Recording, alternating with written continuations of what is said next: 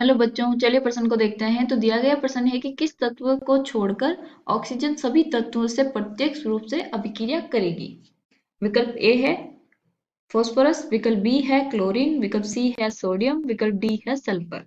तो हमें बताना है कि जो हमारा ऑक्सीजन है वो किस तत्व के साथ प्रत्यक्ष रूप से अभिक्रिया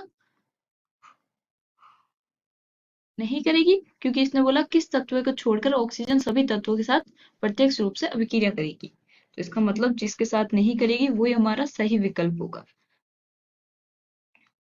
सबसे पहले हम क्या लिखेंगे, मुख्य उदाहरण। मुख्य अवधारणा, तो वो क्या हो जाएगा, ऑक्सीजन की क्रियाशीलता।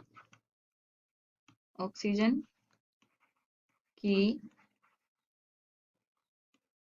क्रियाशीलता। तो अब हमें पता होना चाहिए कि हमारे जो ऑक्सीजन है वो किन किन के साथ किस प्रकार से अभिक्रिया करता है, उसकी क्रियाशीलता क्या है, किसके साथ जल्दी करता है, किसके साथ प्रत्यक्ष रूप से तत्व के साथ अभिक्रिया कर लेता है। तो वो हमें पता होना चाहिए। तो चलिए हम देखते हैं। तो विकल्प ए क्या है, फॉस्फोरस। तो जो हमारा फॉस्फोरस है उसके साथ ये क्या करेगा, ऑक्सीजन प्रत्यक्ष रूप से अभिक्रिया करता है और P2O5 बनाता है। तो इसके लिए हमें फॉस्फोरस 2 चाहिए, ऑक्सीजन 5 चाहिए। और जो हमारा ऑक्सीजन के साथ ज्यादा ऑक्सीजन के साथ करके P4O6 भी बनाता है, ये भी इससे बन सकता है। ठीक है, तो ये वाला प्रत्यक्ष रूप से अभिक्रिया करेगा। दूसरा क्या था, क्लोरीन। तो जो हमारा क्लोरीन है Cl2, ऑक्सीजन Cl2 के साथ अभिक्रिया नहीं करता है प्रत्यक्ष रूप से। अभिक्रिया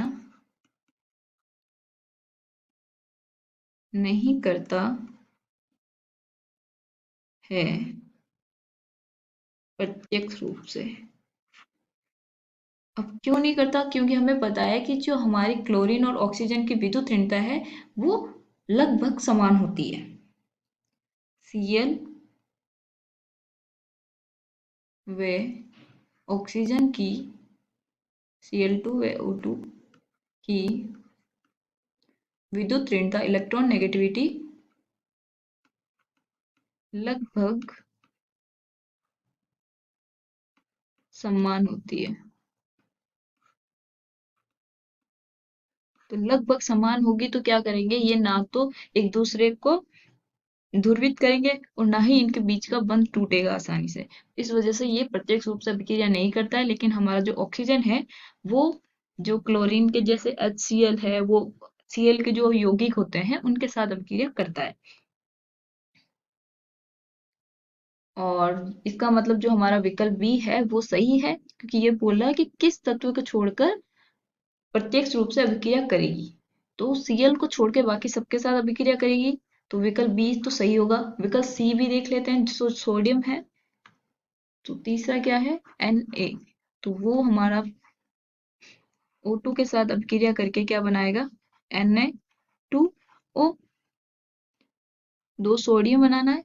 तो ये तो हमें पता है कि जो हम सोडियम है उसको केरोसिन में रखते हैं। क्यों, क्योंकि वो वायु के संपर्क में आके आग पकड़ लेता है। तो वो क्या करता है, ऑक्सीजन के साथ अभिक्रिया करके Na2O बनाता है, वो आग पकड़ता है।